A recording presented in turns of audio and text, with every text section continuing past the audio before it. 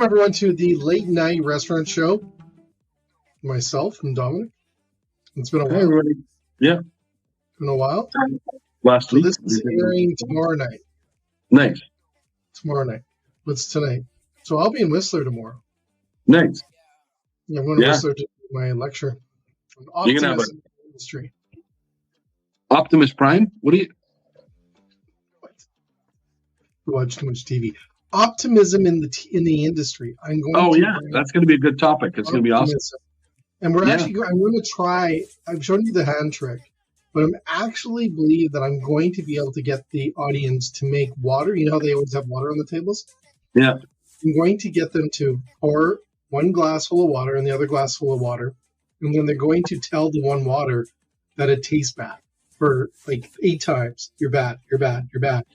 And then they're going to drink it, the good water, and then drink the other water, and the other water should taste bad. I think my ex-wife said that to me.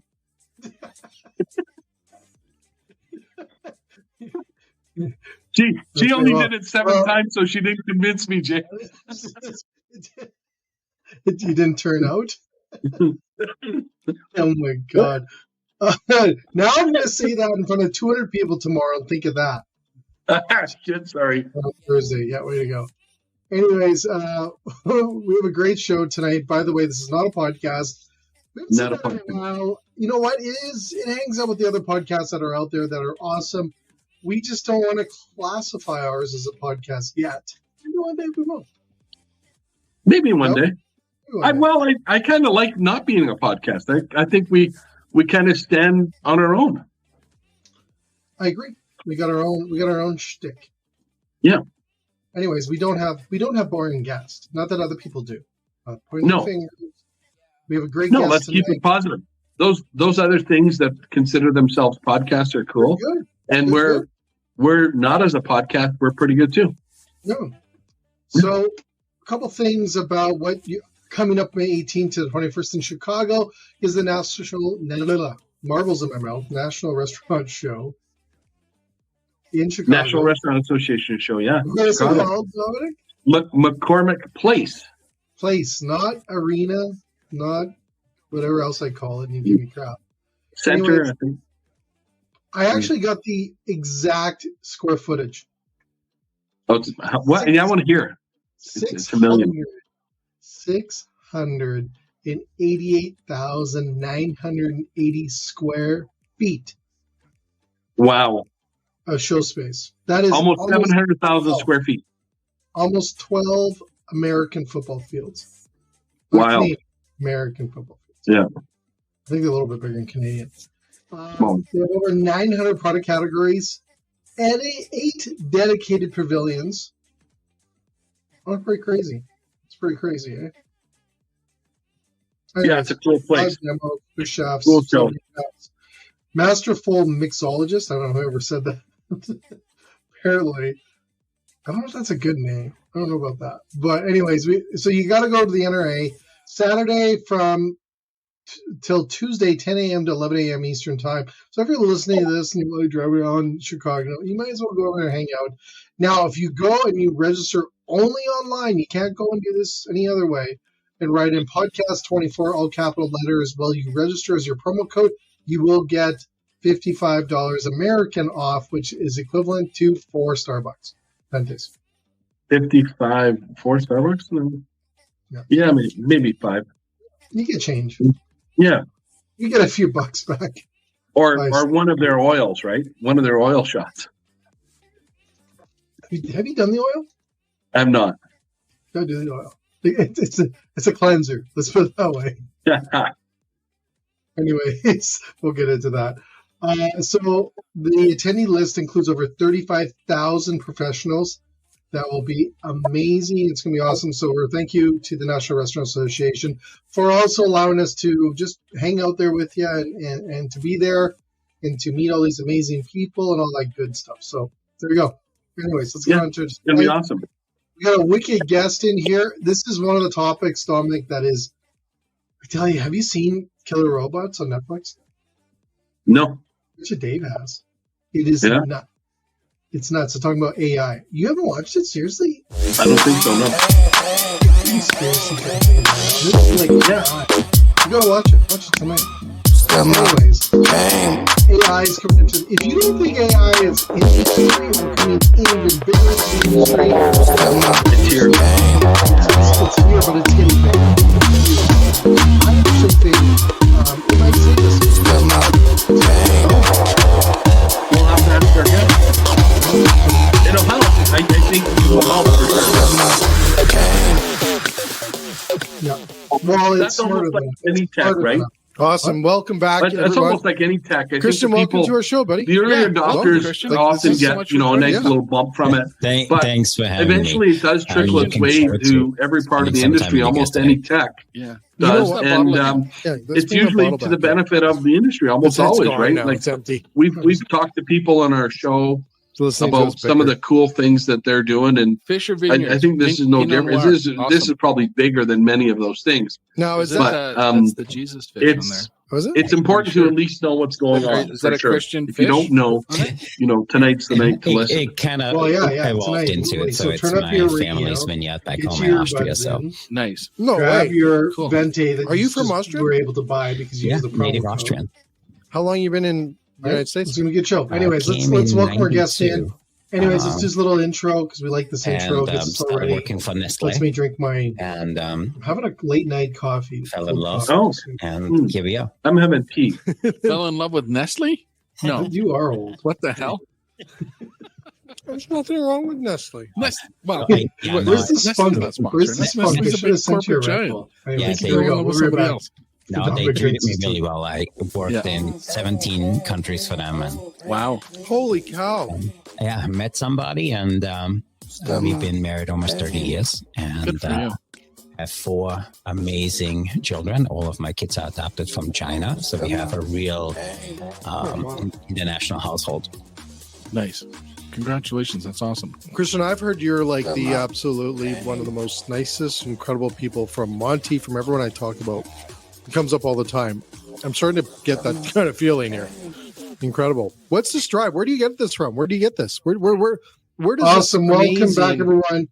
mindset? Dave, and welcome to our persona late come night from? restaurant Being show. just awesome. The only you should It's say a that. very good question. A very long story, but a very good question. You haven't heard Dominic talk I'll about start saying politics yet.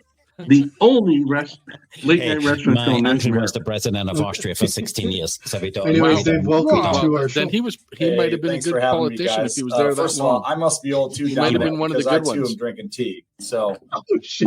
Good for him. Jay has a special way of offending our guests right in the first 5 I'm minutes. sure. 16 years? He said it. Get it He out was of the president of way. Austria for 16 years. We get it out of the way and then Yeah. we just get right into And, the topic. Yeah. So no, for Oh, me, Dave, I grew thanks. up in the Sorry. restaurant industry. I'm a big tea Parents drinker owned too. a I hotel just for for some reason I'm just almost not 60 into years. it. I have 5 brothers, 5 I'm into sisters. cold So coffee. it was Well, one you're of the drinking the tea younger that needs a ones. So my special parents spoon. had very Oh, few do hobbies. have that. Usually they had one. It's like a Turbo- Um, like No, a it's hungry not. man soup tea. and for me, Hungry I've man soup been tea. in the Turbo- restaurant industry Turbo all my Mate? life. I had my first Turbo restaurant at Mate? 19. Wow. So Anyways. been Whoa, in, what? Thanks for joining us. No, but In Austria or in the States? we I drift lived apart. in Austria. So We both have I ADHD, so that's so I had that's this little three of restaurant. us, so it'll It be was on the good. corner, so I called it that'll the be corner fun to place. wrangle this. That'd be a And, cool survey to see how many And I people couldn't afford staff, in, so I needed to be tech and creative, in and I had a food salad service bar have in ADHD. in the And I restaurant, bet and you only it's the a meals vast came from the majority of the kitchen. population. And it was Never brand mind new at the time in any Austria. industry. Everybody Maybe thought I was a except genius. accountants or I engineers. couldn't do it any other way. And it I'll became offend those two popular, and groups right eventually now, Nestle came and bought Well, the my people change restaurant, the and it world in became the ADHD, restaurant so concept for That's true. Stouffer hotels here in the Sure. US. We have one of them here. Nestle Yeah. bought your restaurant? Exactly. Tell us about The whole concept. Wow. tell us about you and what you're doing.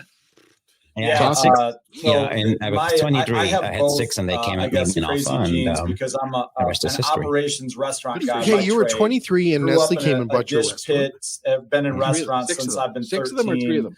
I had 6 of them. Pizza, Six of bakery, them. full service, And that family became the enterprise. concept for Stouffer's. And so Stouffer Hotels. if you would There have was, do you told me remember however back in many the years day? I ago don't know I'd if be they had it in running Canada, an but in the AI, US we had tech Stouffer company, Hotel. So it I would have told me became you're crazy. the But grill option about of 3 years Stouffer ago, Hotel. myself and a guy I've who heard of was Stouffer a Hotels. solutions Really? architect. He was Yep. the tech guy, and he kind of came in the restaurant and was really into the operations. And big into machine learning and AI and said, hey, I really think there's some practical uses in this space. And so we just started to brainstorm, and this was even before that tech wave of AI and machine learning and all those other buzzwords kind of hit the restaurant space. And so we were trying to do some things with BYOD, which is the name of the company, Bring Your Own Data, where, I had a lot of other colleagues that were experiencing the same thing. There was no shortage of tech in my restaurant groups. At one time, I think we had 17 different apps and IoT.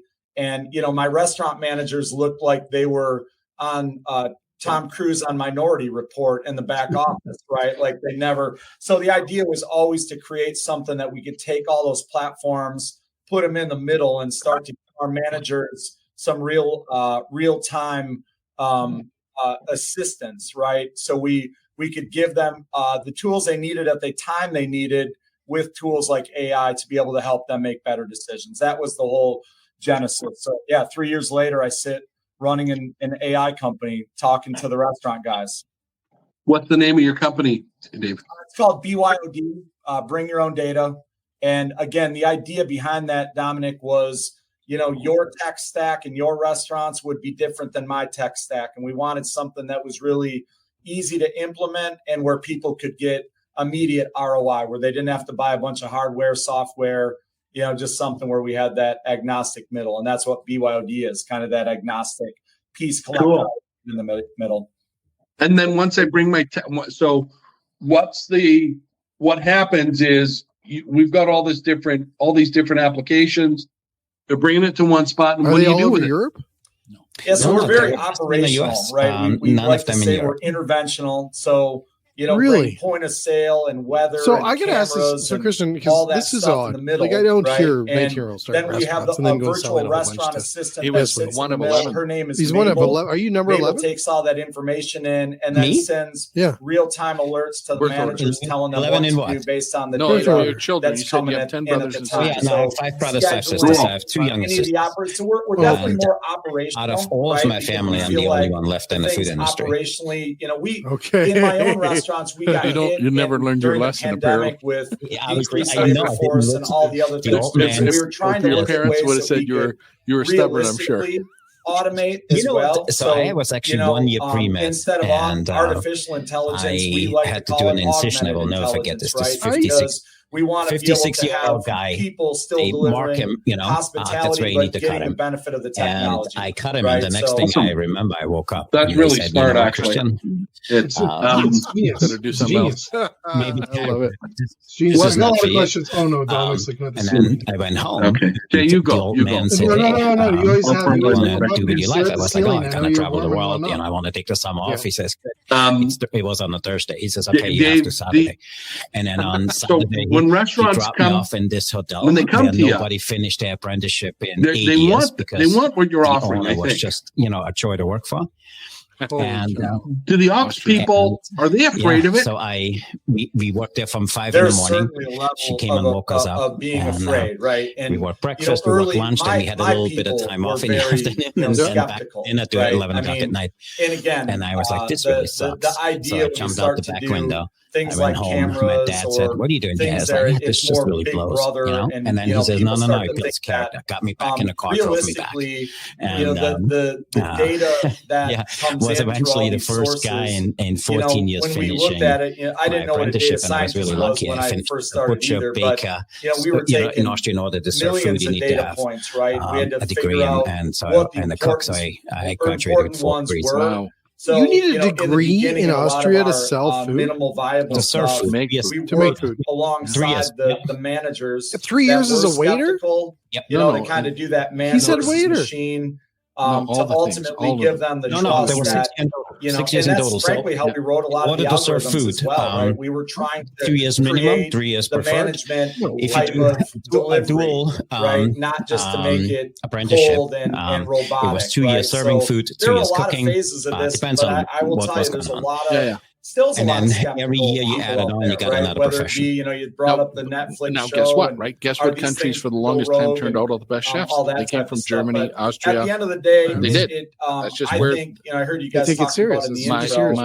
My instructor was the labor piece. Dominic's a baker too. I think it's I was not a good baker though. Thank you, but it's a welcomed idea by the managers versus something that they're trying to fight. Frankly, they need help. I've never really thought of that. You kind of must have sucked. You don't do it anymore. So, Dave, I want to ask this question because I think it's I made money for the company I worked for. Really that's all they were happy. They were happy about that. Okay. And you know how to treat people well, Jay. And that made it easy. So ideally, AI. For me, I wasn't the greatest baker. I worked for this German master baker. It's smarter than us. And we did this entree, this really delicate chocolate thing. And I was a little bit short. And then when I'm a restaurateur, and he says, Christian, go temper some chocolate. I was like, he ain't looking. I put it in the microwave. You have like this super intelligent person making decisions. No, he was like, based on what you're trying to do with your restaurant, that will ideally have possibly a better decision than you on your put the chocolate in the microwave. He called it culinary rape. He says, so ideally, lunch out and go home. It should be able to save a lot of restaurants. Next day, I have to come back and apologize. I microwaved the chocolate. From generating more money. Okay, so you finished Austria, sold your places. Menu. You came over the data. 81. Like it's super intelligent. 92. So that's the thing I find fascinating. And I think it's just an adoption. I worked for Nestle in Glendale, California. We're just where they were headquartered at the time. Phase. No different when Dominic's like, why do I need and it wasn't called Nestle at the time. So I worked for a division called FIS, Food Ingredient Specialist, and Minus, the flavor company. I came right from a tablet. Yes, we know Minus. That's the best. They make one of those ones. So I was I think it's a Minus chef, and they had this little thing there. They could say, "Oh, do you want to do a project?" And you could go 3-4 months especially with a name like Mabel. South Africa, learn how to make croquettes, go back home, make a croquette mix, and sell it back I started in 97. My first manager, 17 trips Rose, like that. she wouldn't let me name it Rose, but I said I'm going to call her Mabel, but it's really Rose. 17 trips. Like so when Rose watches this, Rose. 90 years old. Rose, we know who you are. Incredible life, dude. The idea too was, not only, you know what? There was food, because one thing my dad always said to me, he says, Christian, you got to cook, because there's always people which want to be served. Like that you run there's into. Always people which want to eat great food. If you cook and you're good at it, you will have work for the rest of your life. Right, being in this industry. You know what? My mom said the same thing. It's just very difficult. Is that stay in the food service world to do their daily tasks? I think it's actually was my grandpa that said everyone's going to eat. Right, really. System more than if you do that and you do well, you'll be fine. Is there anything right? And then what I like is not about me, but I'm blown away. So the other thing that I like you started your Nestle. Which I recommend. I want to get to where you are today, Kirsten, because I'm waiting for you that you were with NASA for a week. You went on the moon or something. I guarantee it. If Netflix was around when you here we go. He already said. He said actually. But I do want to say that because here we go. I think NASA AI is going to help us out immensely, but I think still every time the fuel tank I just don't know why. I think more and more restaurants will get comfortable with it. They'll start realizing it.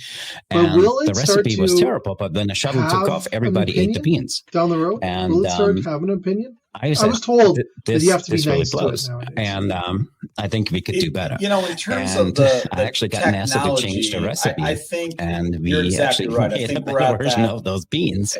Early adoption phase. I mean, I used to say, dude, you are incredible. Not more than a year ago. First of all, I want to get into the second of your life, or like because I think this is going to be a lot. First of all, it's not a podcast tonight. This isn't a podcast. This isn't a podcast.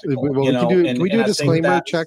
We still believe it's people. We have to put a disclaimer up here, so just so you know that our discussion tonight is not a perspective of our vendors or our sponsors. No, because we're the general restaurant, the general industry. It's just very difficult to think that everything could be automated. You can't exactly. Don't believe our shit. The technology still has don't think it's limitations the sponsors telling us to say there's a lot of training and data sets and things that really aren't available. And this is not a podcast by no means. My partner that I talked about some of his other work that he talked about was in Let's just making those guys look so, bad. Some of the things that you start to see 20 years later in healthcare, Spotify wants us up there to they were doing that they had to digitize images, right? Like, no, we're not. They just didn't have that data in the correct format. And I think that's part of the issue that we have right now. There is no shortage of data. There's a lot of shortage of insight, and so the idea that you can just throw everything in a pot and just let AI, deal with it. I mean, you see that with even ChatGPTs or any of the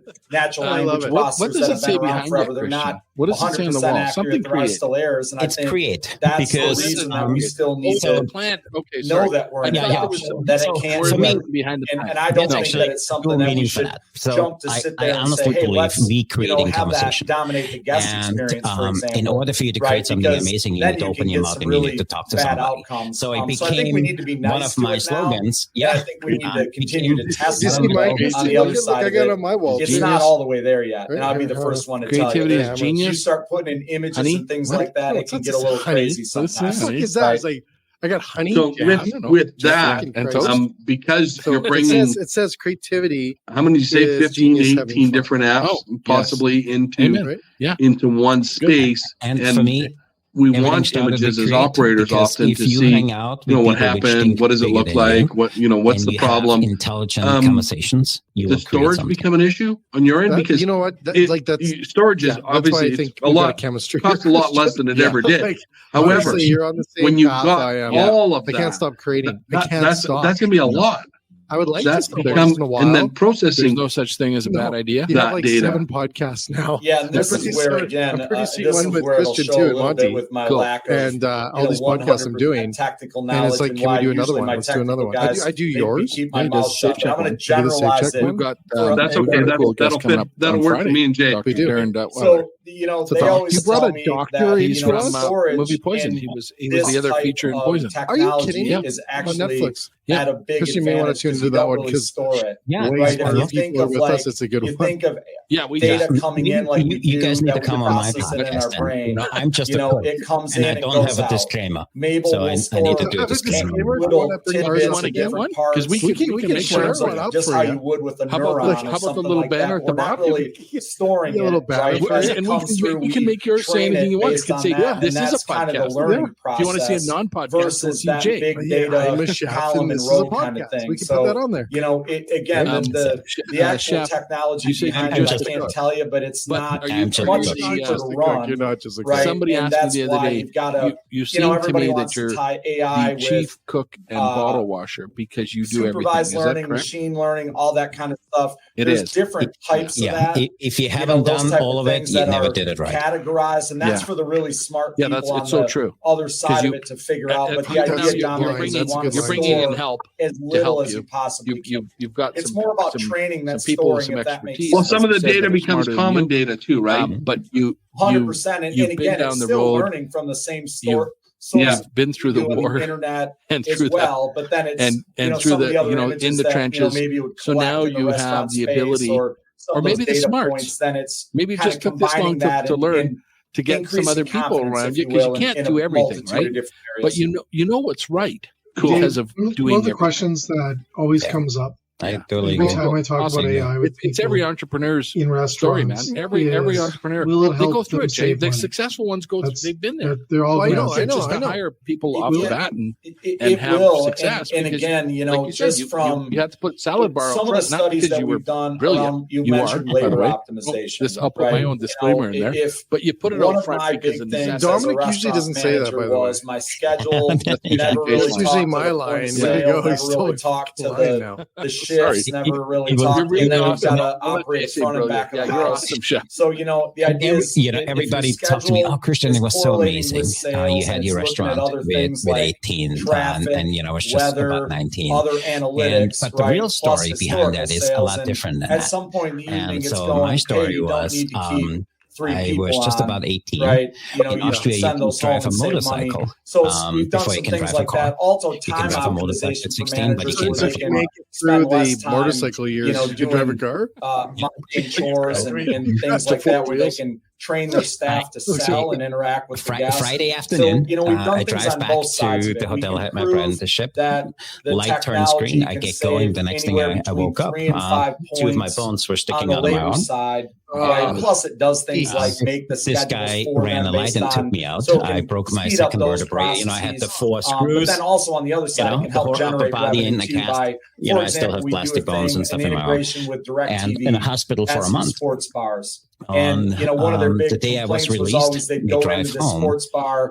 They'd have all sitting these on the second packages on, GM 1967. Soccer, I was in the passenger seat, no seatbelt. You walk seatbelt. in there and the Golden Girls are on television. Trying to get onto the highway, drunk driver comes off the highway, hits a straight on. I flew out the window. To tell them what channels did you take the window out? As well as this is the marketing promotion tonight. In coma for 10 days, hospital for 14 months, learned to walk again, talk again, all the good stuff. And like 2-for-1 wings Create or something comes like in. that. They didn't know. I was in the hospital 13 months, was just going on 14 months. This guy comes to me. He's from the state in Austria, everybody's union. And the guy says, Christian, listen, you're 18. I think it's really where that non-sexy, value-driven stuff is at, where everybody always wants to go to sexy things like robots. You're 65% handicapped. Because I still have a hole in my head awesome. from which we never gotten fixed. We have a sister company called Safe Check Brand Protection, and operations and nobody will hire consistency in operations is obviously, you know this firsthand, is a challenge for everybody. You do what you want to do. And some people do it well. They used to have a manager's daybook or something, right? That they would kind of log, but it was only to log stuff. It wasn't really to remind you of stuff. I was sitting at home, and then they came out with reminders, and you got your operations manuals that people never look at. I found this corner place. Really small. I think it's genius. Like it's super smart because I think what you just said. And I don't know if it's a coffee, the cold brew, but all the money we make, I give you 50%. At the time, I had no idea of partnership or anything else. That's a nice way to make our guests feel great. It's him. I got up at 3 o'clock in the morning, went to the butcher, had him slice my meat, went there, throw the shop, coffee. Now you have to tell him you're drinking decaf. We prepped. We opened up for lunch at 11, and he came at 10:30. He helped me serve lunch. We cleaned up. We were not open for dinner. And you always want to be built a little something. A few months into it, I said to him, "Hey, I want you to work for me full time." He says, "No, it's they always want the silver bullet. They all want that." So I had to do it on my own, and you can't do that. And you have to be. So that's the real story. The fun story is I had my first restaurant at 19 because I'm so amazing. I had to foresee the weather, the path, necessity is the mother of invention. Stuff that. These just happen. How many touch points would it be? I know, but it would be like there's something else there. Well, diversity builds character. Christian's it's actually been diluted down, right? He wouldn't be here. Frankly, this is where the technology really is great, Jay, is that, so, the technology is also not biased. I'm not saying you should go thank because you should. Data says, right? You should hopefully still be in jail. That's where the things were in the beginning. It's like, so you can go from millions to... It's those things that come around in your life boil it down to thousands and hundreds and... Frankly, and you get it down more and more, so people you started out concentrate on taking care of the guests, who I am today. Right? That we can get our kitchens to, and for me, I always looked at, isn't that the most crazy? Like I don't say crazy, undervalued, but it is just fascinating. I was always valued on from starting. Things like safe check training, right? I mean, those things are really important. A lot of people, that's their story. Something happened. It's very difficult, right? So you still want to make sure that people are always and it doesn't have to be we teach exactly that the training on its own ain't going to fix anything. You need a good supervisor. You need good operators. You need a good supplier. You need a good pest control company. I mean, for the longest you need a good menu. The like first few months, frankly, you actually need pretty good guests because you're gonna have assholes as guests that can fuck everything up. Said the first time I woke up out of coma, my first word was, the other thing why too, I fucking think, me? is like I said, you don't have an unbiased opinion. Like how many my dad, listen, there was two things my dad always said. As I was young, I thought he was an idiot. Now I quote him. It was but my dad always said, he says, listen, it doesn't matter how thin you slice it, there's always two sides. And he always said to me, when you change the way you look at things, the things you look at change. I was like, what the fuck does that mean? 20 years ago. There's just so much. Until a lot of restaurants, I learned it's so true. Restaurants fail for me. I also think all we do is because choice. of the business and how they run choice. The business. They wake up in the morning and pissed off. Because the owner or the operator obviously he implements the right food or not the right food, or they implement the proper menu and they pick the bad menu. So I agree, Jay. So cool. If you can make a restaurant, it's an awesome story. It's crazy. It is. It's a Netflix movie. Now that Sean said the other day. Netflix movie. Now let's jump ahead. If you can put Coachella at Nestle Miners in California, you can do anything. So, and then my break became, there was a group called Chef to Chef. Do you remember that in the late 90s, early 2000s? And that's the whole thing. I know better than you. Well, if you're using AI, I think I heard of that. It's going to be knowing better than anyone. They brought us to New York, and they hosted this contest in 2002 that we all need. That we're looking for. And where they said, "Hey, people can nominate other people." Yeah, I'm in as well. Criteria. But I guess the caveat or the caveat is good managers. They need to how be much good to their cost people. You know, it had all of these things, and they need to make an impact in the industry for overall. For Jay, and we like if you all Google this it tech, today, and we think Chef there's to Chef and my name. that you see, people should be adopting many things to make their operations better. And a lot of times they don't know that they're out there, which is part of what we do. And or they don't even look to see what's out there. They're going to the National Restaurant Association show and to see. But, they've got a tech pavilion, right? They probably have an AI pavilion now. I know they had robotics in the past, but to see what's actually out there, all the cookbooks for Nestle, the Nestle Dollhouse cookie cookbooks, that were my when books. It becomes affordable, you get mass adoption, right? Yeah, I when fell it in love becomes with writing, I have reach, 34 books and now. I think what's happening with tech, what people forget about, this does not like everything else, like the first phones, the first little tablets or PDAs or whatever they call them, do you remember It's like you're the record now, Chef. Like this is exactly. I want to find out the DNA because it's crazy. When you go from your beeper to the brick phone, all of a sudden you could talk to your clients. So when people look at tech, especially in the restaurants, is 5 inches taller than me. It always pissed me off. What are all the things that I can place that can help me? And having somebody like Mabel, because you would be a massive help to every business, because even if you did nothing with it, you took one thing. It's like when you go and get a puppy or a cat that you missed. Want the little one. You want the little one. It would save you money. I didn't call him a run. I did not.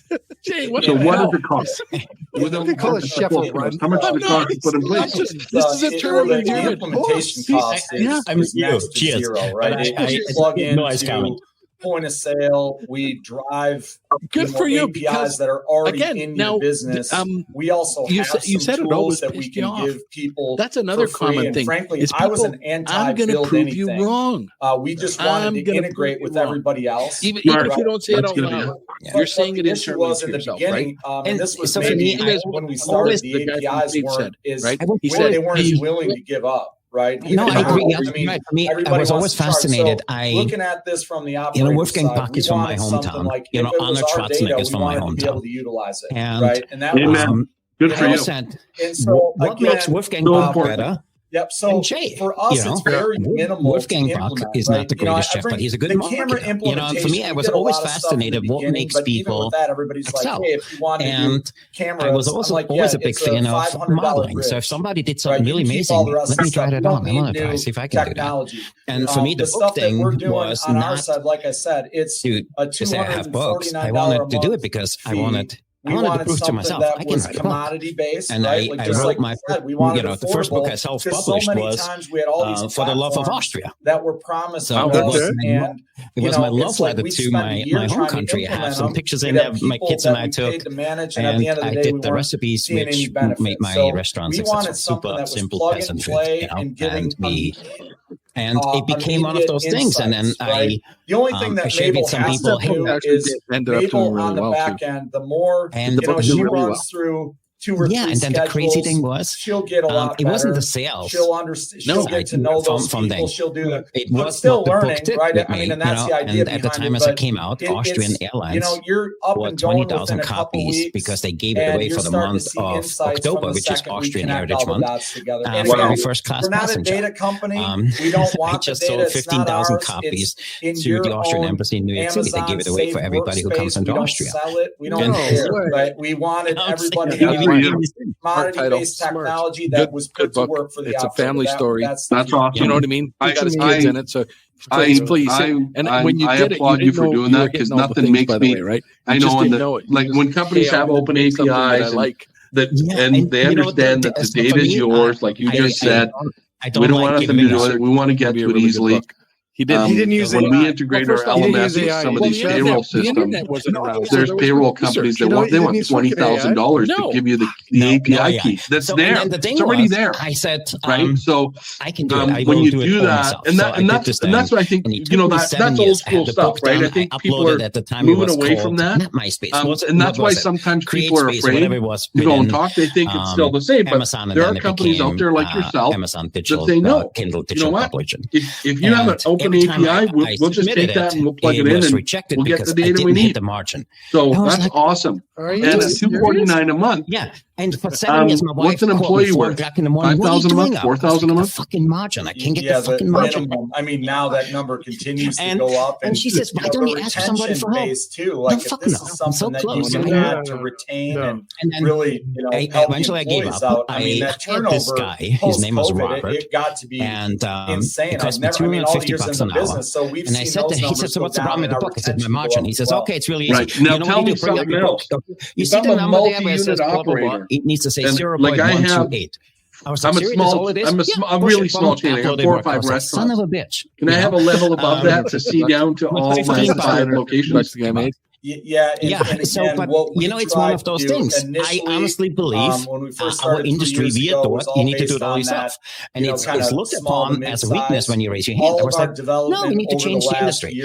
And then as I had my book out there, a lot of my friends said, this is just the funniest shit. You wrote a book, you know nobody. And I was like, no, I actually wrote just doing more.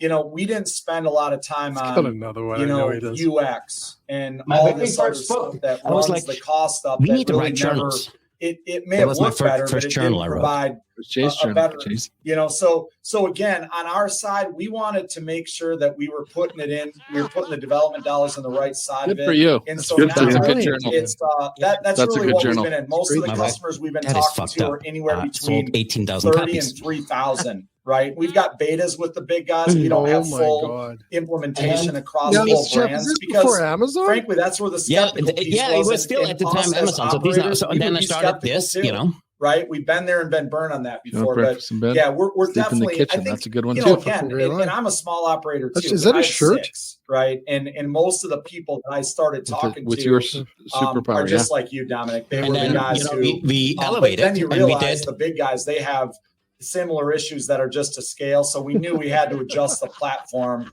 Used to be up, so it could be more regional. Okay, just right? That should be a t-shirt. Well, that's awesome because again, like 20 years ago, Jay, any of this stuff would have been out of reach to everybody, right? Unless you had thousands of units. Those are the guys, and then they would have had probably 30 people in that department just crunching numbers and trying to find trends. And there's Dave Adams, right? People came to me and said, Christian, you're not the brightest guy. You can write a book. Can you teach me to write a book? I said, fuck yeah, I can. Jay, you're breaking up there, buddy.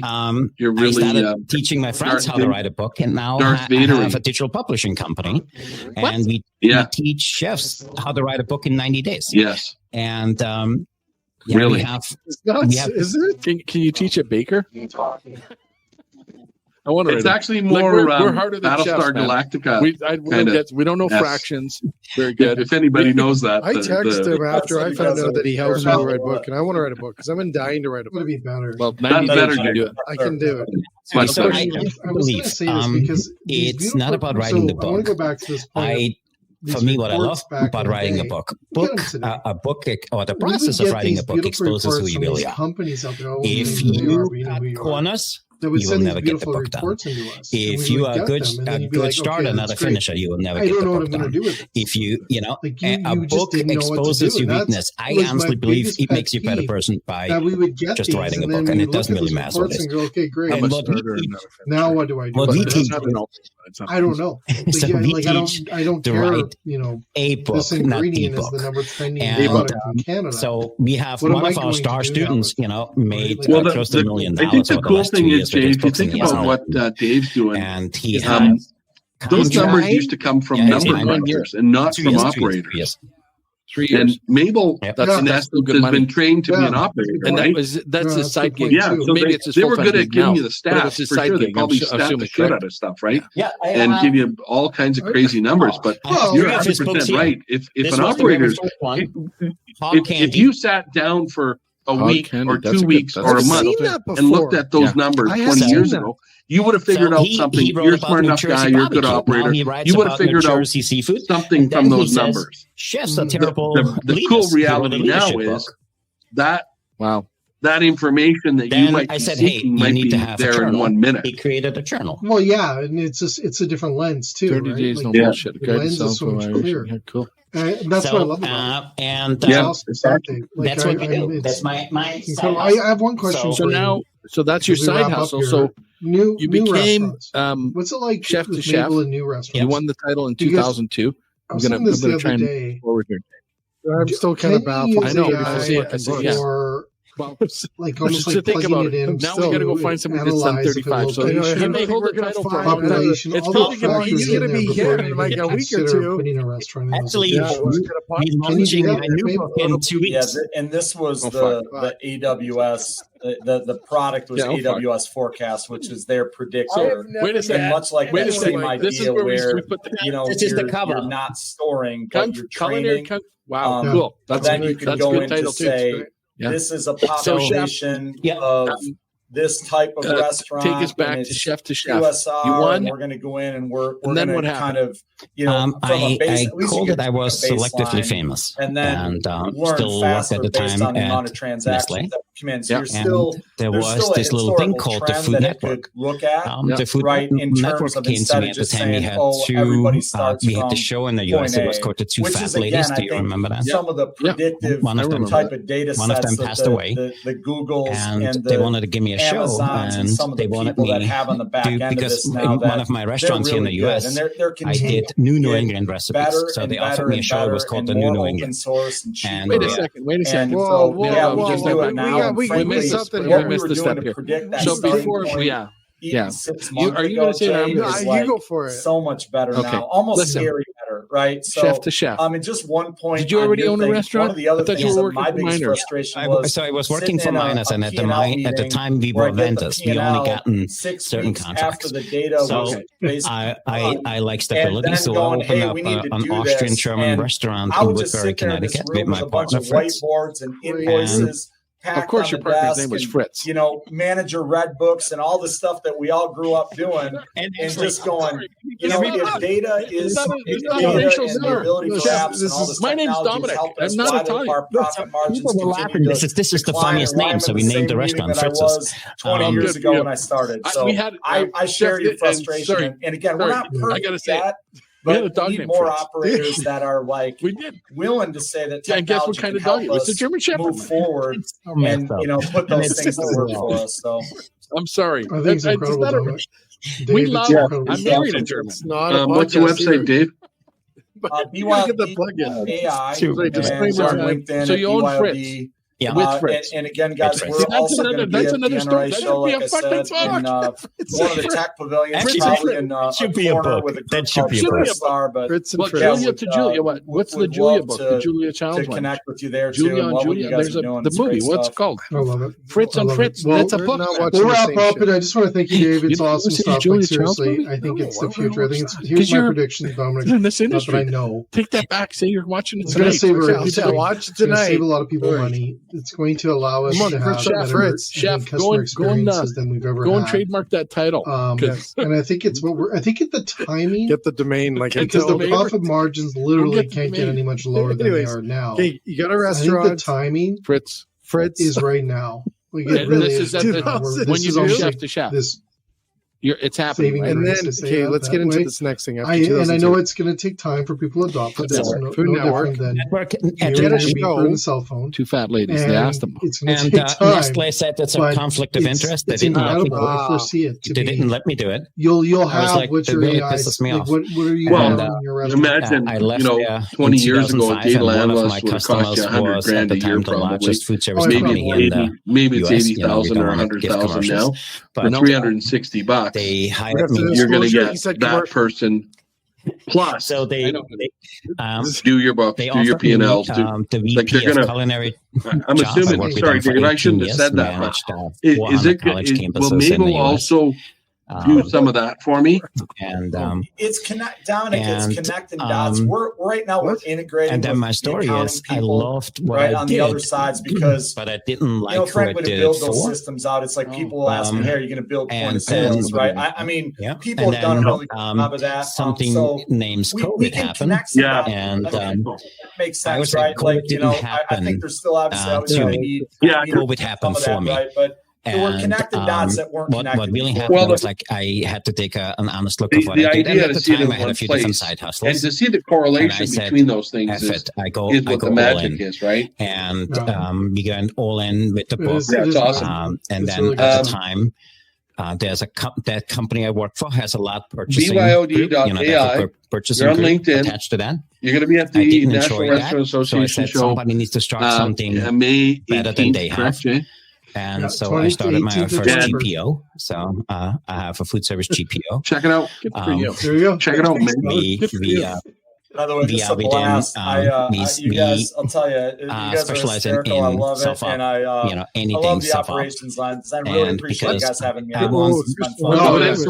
Is that thank you? Thank you, man. Well. No, thank you. Yeah, thank you. No, mine is it's don't go anywhere. I got to to talk to you before you go here, Dave. But we're going to wrap up here. But Dominic, I am batting 110. Can you go back? Yeah, you're hitting it, Dave. It's not.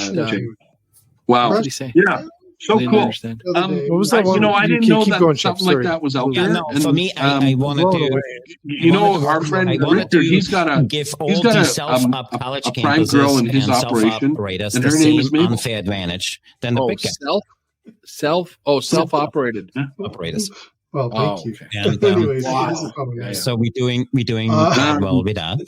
Anyways, great show. I'm blown away. I think I locations we have currently. I got a couple things here. We have 112 in total. I do foresee this being so valuable the to different operators segments in the future. And then I started this with a partner of mine who it doesn't get tired.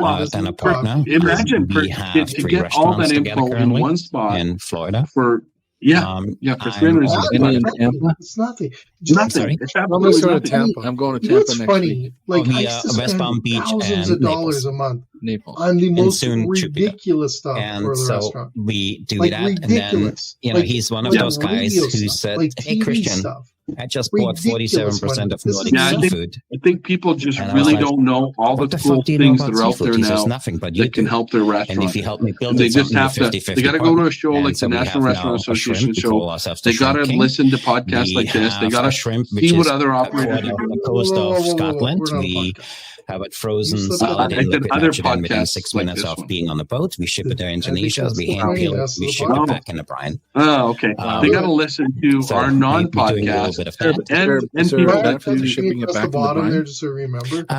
It's easier to ship. We didn't run our disclaimer saying that we might breaks down the fibers a little bit and makes it a little. Don't believe us? Nah. Just curious. Okay. No. And believe everything we said today? It kind of took off. I was approached by this company out of Spain. They said, "Hey, let's wrap up. Really amazing product. It's a startup. Monday to Friday, 9:30 Eastern time. Encapsulated oil molecule." So you get my attention. Late night restaurant show in North America. I'm the CEO for them, managing director. Yeah, I think, and we're broadcasting out into space now. Somewhere there's somewhere way out there, like listening to us. A name here. Well, a little further than that. I was 2 manufacturing plants, one of them in Canada and one of them here in the US. Everyone else, so they started my consulting site. And then there we go. I always wanted to give chefs a voice. I said, "Hey, how are we going to do this?" We created a mastermind group. So I run a mastermind group where we do 2 meetings a month. You could come and we give you all our insights and we share all of our knowledge with you. And then through that, I realized chefs need leadership training. I created a leadership training. I realized chefs need also, we have an online platform where we have currently 9 different trainings out in the marketplace. And so what's that called, Jeff? What's that in our mastermind? So our mastermind, we used to call it the Culinary Executive Mastermind, and we just rebranded it literally July 1st. It's the Business Disruptor Mastermind because a very small amount of people which joined us This show is everything culinarians. Most of them are outside of the industry for your business. And so let's talk about this. Let's get down. My partner came to me with an opportunity. So we are in robotics. We have a unmanned coffee robotic system. We have two franchisees here in the US. We just got a deal with Starbucks worldwide. So we're building the first unmanned Starbucks for Starbucks in Stockholm as we speak. 100 product categories from award-winning food and beverage items. Okay, I've been batting 100 and someone guessed. Equipment and technology. Have you ever met someone like this? I hope we're going to see one of those little never. robots. You know what he reminds me of? You know what he said, eh? He reminds me of your neighbor. Yeah, COVID happened to him. Go to the official website, www. Sorry, because we had to have a break here for a second. Because no, but it's freaking amazing. Remember at the beginning of the pandemic, me and you did a thing together. Yeah. And I said, I don't want to seem like a genius here, but I said, as much as all this is going to be really shitty, it's going to create so much opportunity. Saying that it's going to create so much opportunity because the weak ones are going to fall behind. We did 1,400 shows, and I remember that actually. For food service in Chicago. But remember, what you said is so true, right? Then I fell asleep. Of the future. Remember, it was Napoleon who said, "When there's chaos, there's opportunity," and it's absolutely right. Yeah, so cool. But that's awesome. But he's like your neighbor. Yeah, right. Constantly going. Yeah. So and then. We started a plant-based food company out of Florida. So I'm on the board of the plant-based. Yeah. And we just about 2 months ago signed the rights for a global distribution for a fully automated pizza robotic system. Well, that's going to be awesome because the ones that are out there now are still not very good, I don't think. Yeah. So were you at the Pizza Expo with yours or not yet? Not yet. No. So we just finished it. We think it's the iPhone of the pizza vending machines. It's full glass, front to glass. You could see inside. It heats your pizza in a minute. It's all glass like the phone. It's all touchless. You don't need to push. You just wave your hand over it, and it chooses for you. With hand, you could leave a feedback. And we have a patent on a box here where it puts the box in it. So we doing that, and then we have a few. So how did your wife think? How do you get along with your wife? Are you there? Is that the success?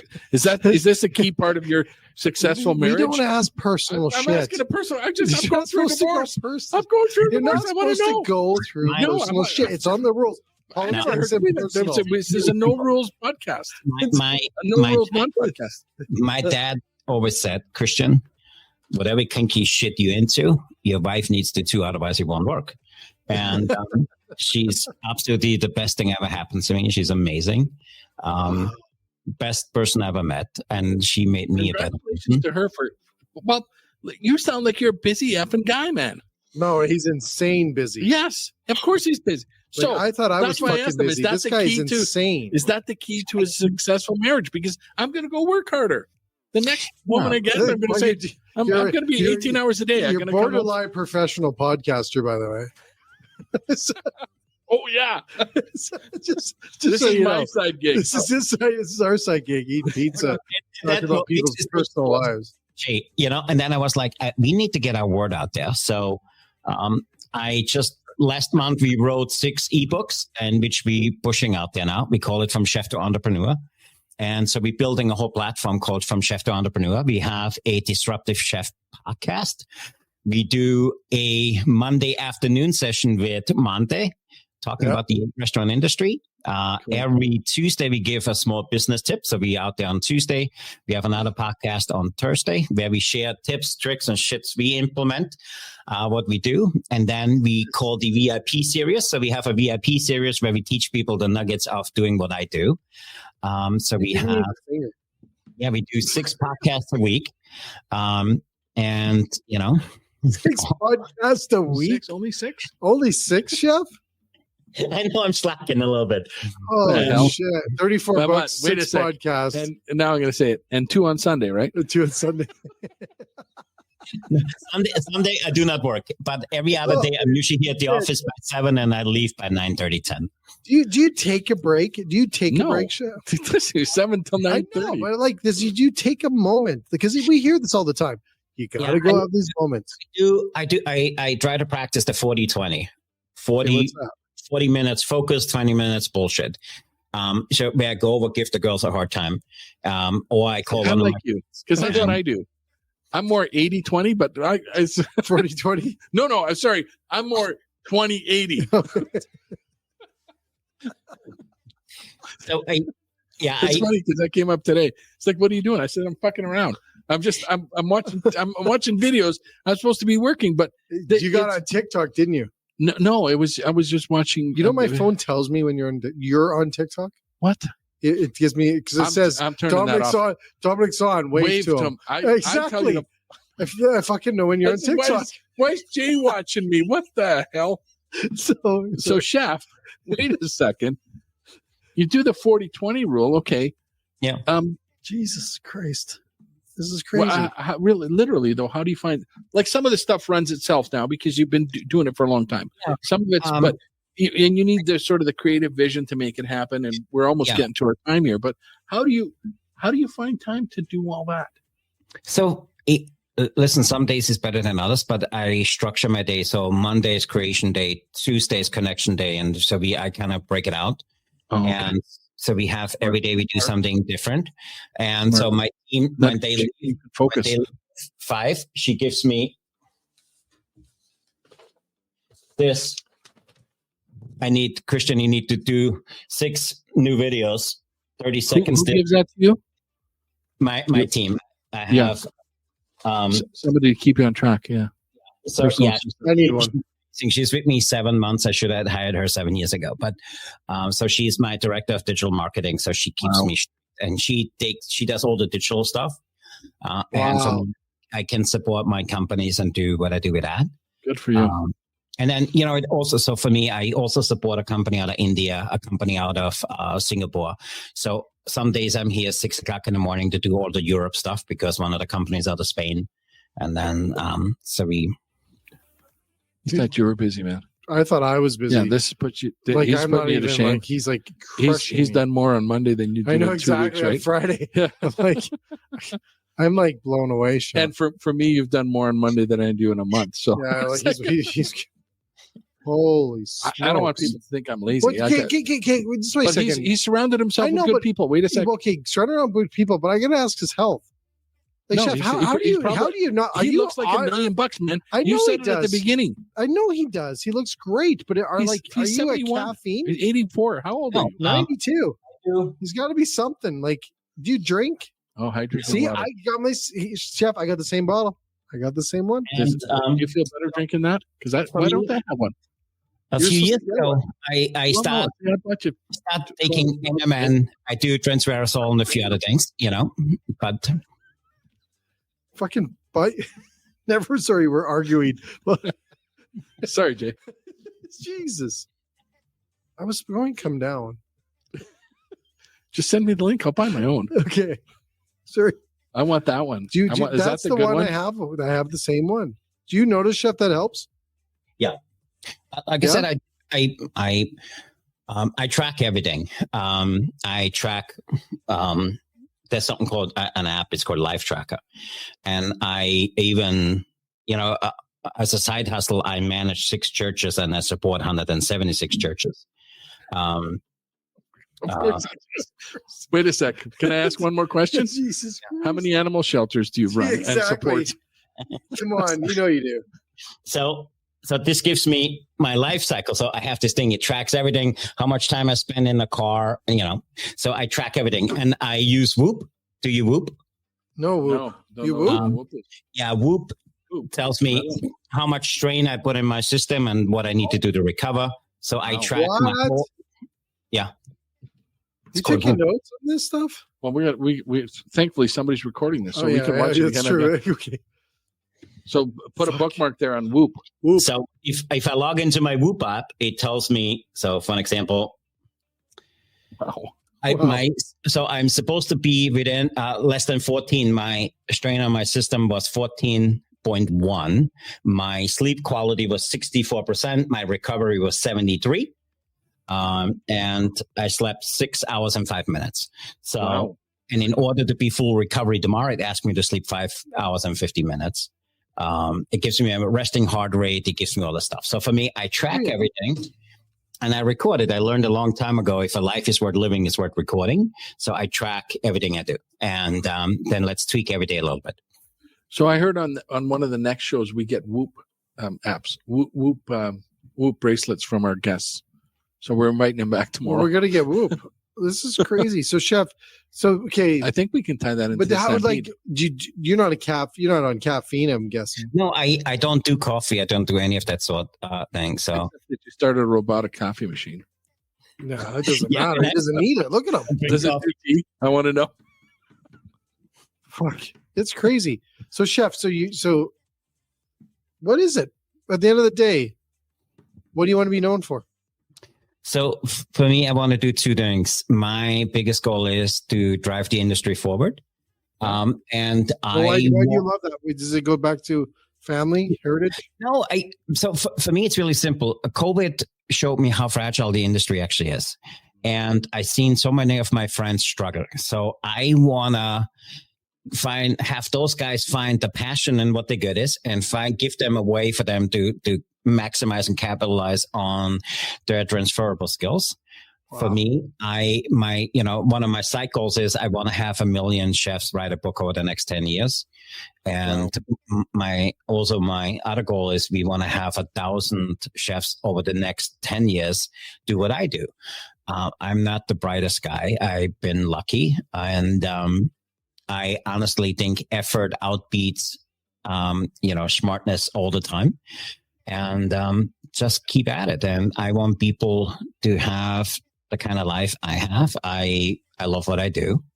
And for me, it's every day is about creating and make an impact on the industry and teach those chefs those little tricks and tips.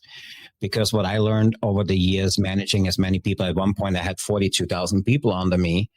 It didn't make a difference. There were 6 things everybody needed, and everybody had kind of the same thing. And people need somebody who sees in them what they don't see in ourselves. And a lot of chefs need to realize that they're usually one skill away to have a totally different life. Tell us the 6 things, Chef. You can't just leave us hanging like that. You give us only one of them. We need all 6. And list them slowly in order so that we can put the bullet points up. We're writing. So it's for me, it's actually really simple. First of all, they need to be heard. Second one, they need to be significant. They need to know that they make an impact. Yeah. They need to be able to have, I don't think getting there, what you need to do is they need to be able to grow. They need to be able to contribute. They need to be able to feel loved in whatever they do. And the final thing is they need to be able, I'm not sure what you call it in English, but the word for me, you need them. They need to realize that, I can do anything. And for me, we want to wake that up, and chefs have the ability to do that. And for me, I see some of my chefs friends struggle, and I know they're better than that. Yeah. And I know they have better skills in some stuff than I do. And so I want them to say, hey, I grew up in a small town of 27 people in Austria. Half of the town was my family. And if I can do what I do today, anybody can do it. And I came to this country not speaking English. And so for me, I was always an outsider. For me, I want chefs to have the unfair advantage to do anything they want to do. So cool. Jay, it's a reoccurring theme in our podcasts since we've been podcasting together. I did a talk to a restaurant convention a long time ago where it was to find the diamonds in the rough that are in your organization because they're there, that need all the things that he just said. And we said it many things. We said it with Monty. 1,000,000 times. Is that there's people inside your organization that'll want to do videos so you have the talent there. It's just they need an outlet for it.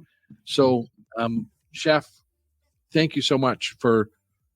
I don't know where Jay finds you guys, but like for preaching to the choir, let's say, right? So I'm already sold on what I believe that myself. Everything you just said.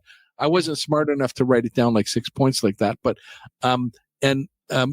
Matthew, who we're going to have on my show as well, he's got a successful organization. He's the top in his business. Jeez. A small little unit. They make money where other people don't, with massive things, and only because all the things he just said.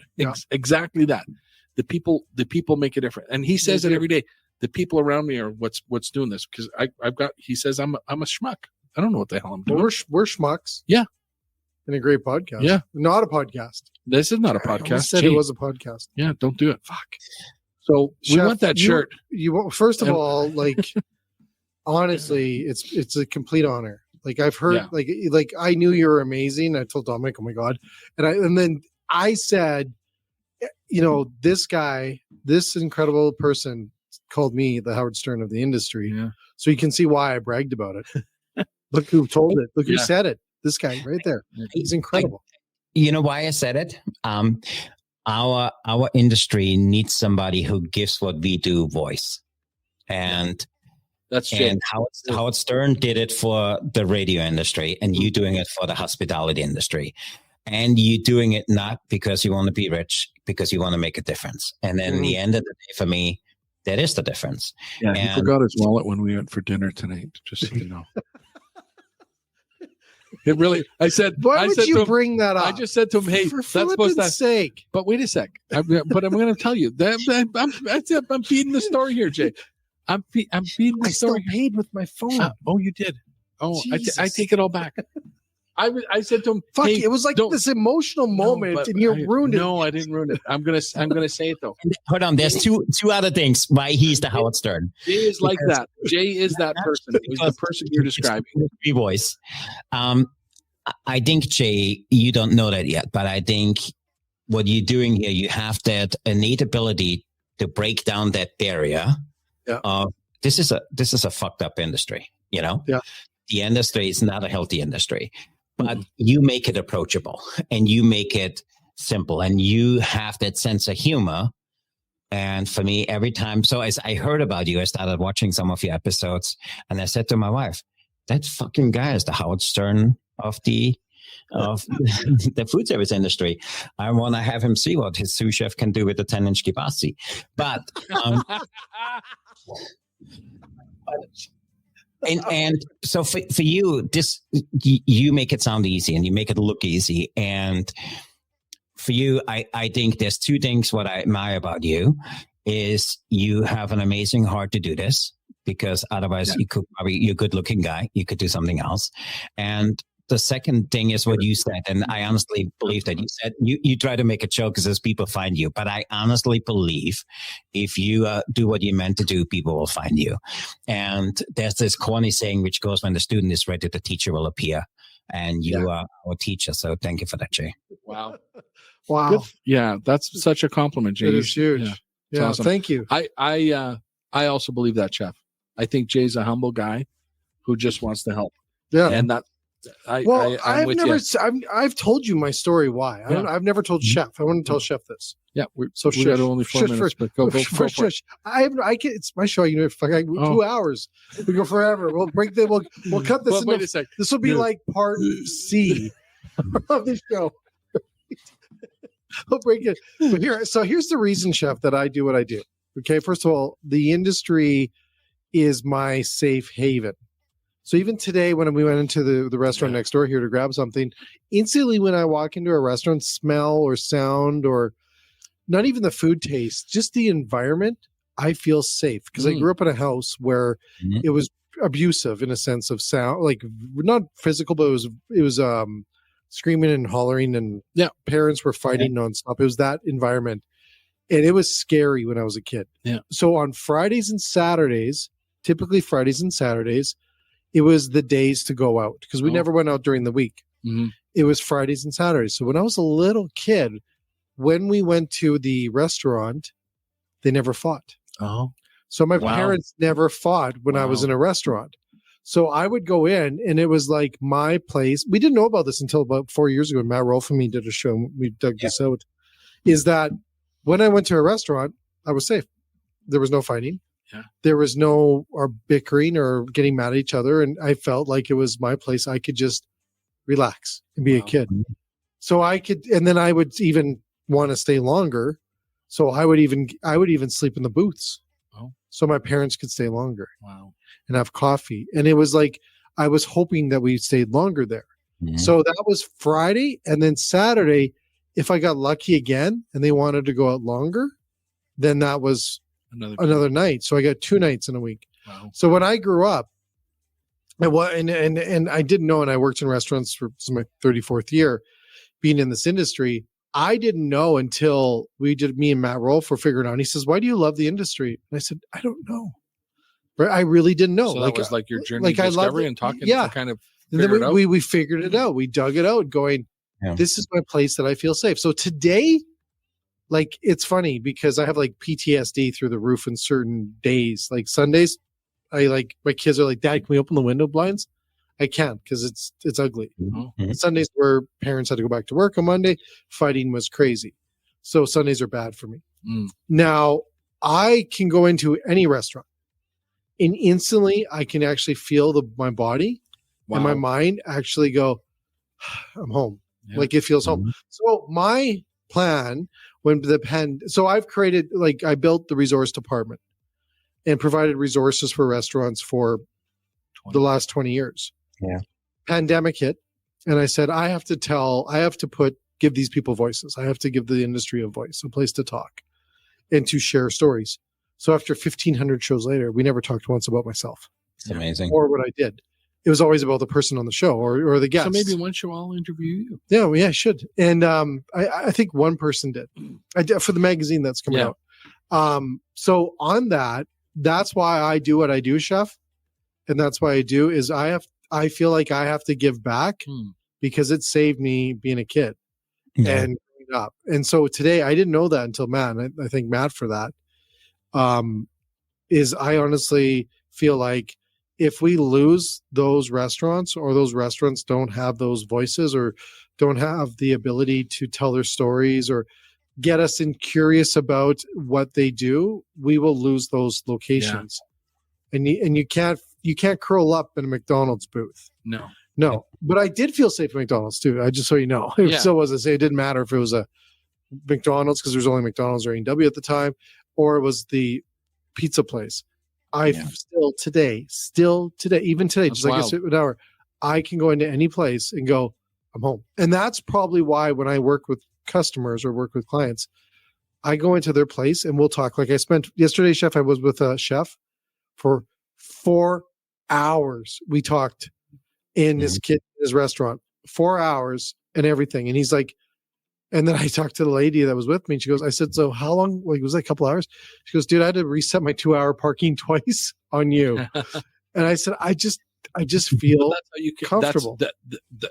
That's a power in connecting because it's personal. Exactly. Yeah, exactly. And it's personal. That's why that's people part of your mess success. With my shows or mess with what I do. I get mad because it's personal. Yes. This isn't like, to your point, Chef, I'm not making millions of dollars or driving any dollars or driving a fancy car. I'm doing this because I have to give back to the industry that saved me. Yeah. So I can write a book, Chef, about that easily. I think you need to. Yeah. I think we need to. Now she said that we're going to have to talk. I need it done in 90 days. You know what is so powerful in this whole thing? If anybody listening here, and if you're not in the food industry, it makes no damn difference. Using the principles you just talked about, they transferable. It doesn't matter if you're in the food industry or not. And that's what made you a good salesperson too, by the way, is that connection. Absolutely. Is because people, and back to something you also said. And a coach today. You're a coach today, but one of the things that's common through all those is you're authentic. It's not bullshit. No. I wish I could sometimes. No, but you can't. I can't. Jay, that's your superpower. Can't. That's your superpower in that you're real.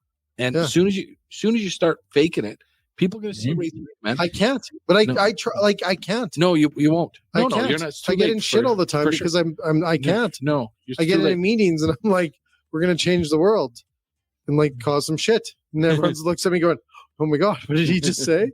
Like it's what I am. I'm real. No, that's a good thing. It's not. It's probably never a bad thing.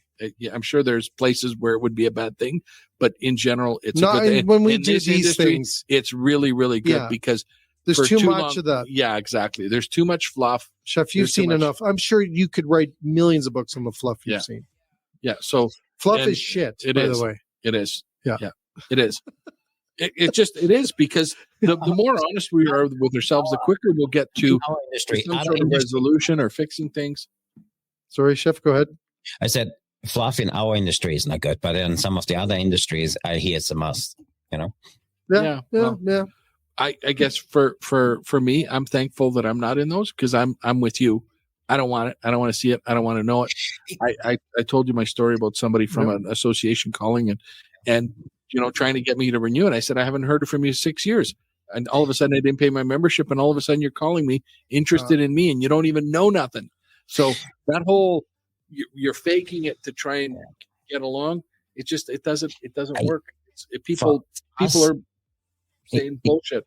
I absolutely love it because for me, it became our business model. We don't want to do business. So I only do business with people because I genuinely connect with them and I want to hang out with them outside of work. And money aside, money doesn't mean anything. At the end of the day, if you peel it all back, money has no meaning.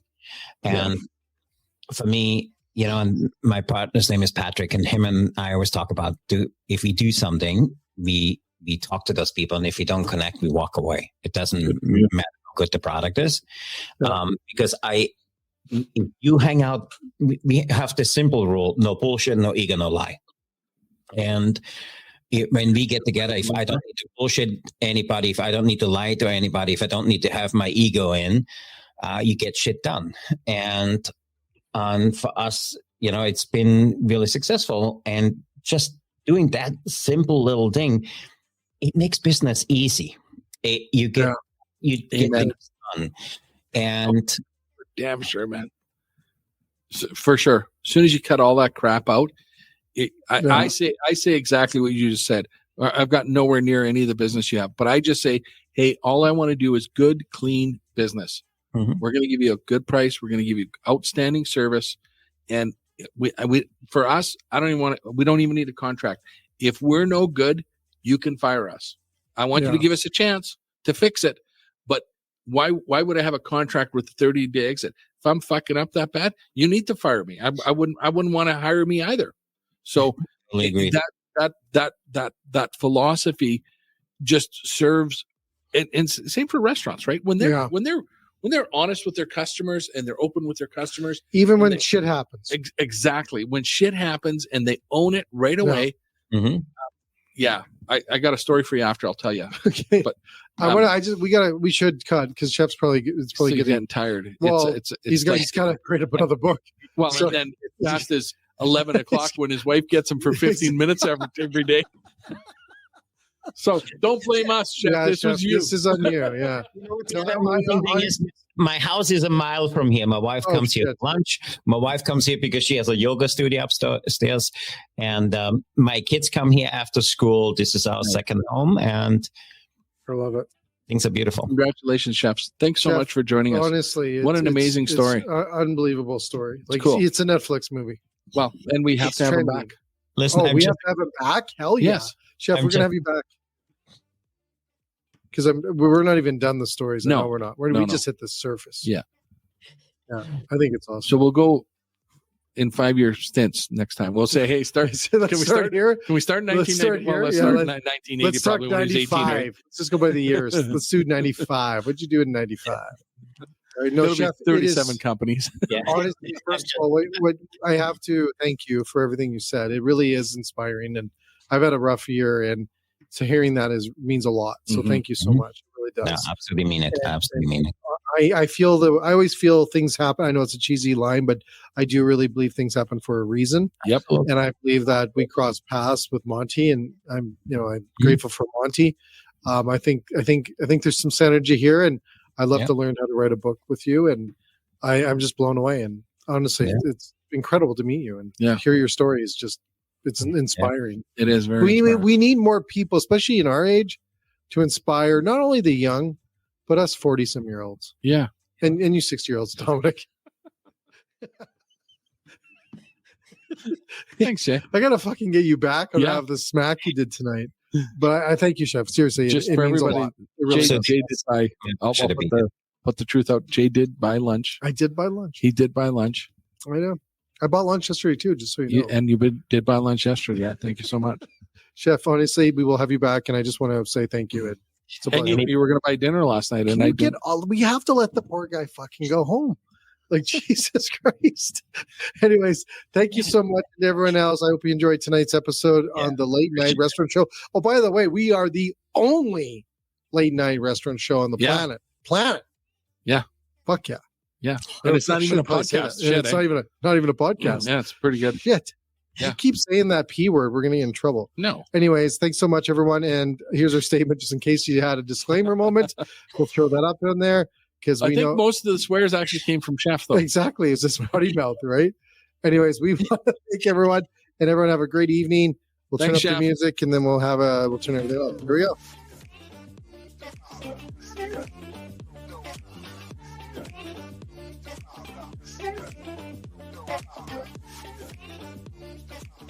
Yeah.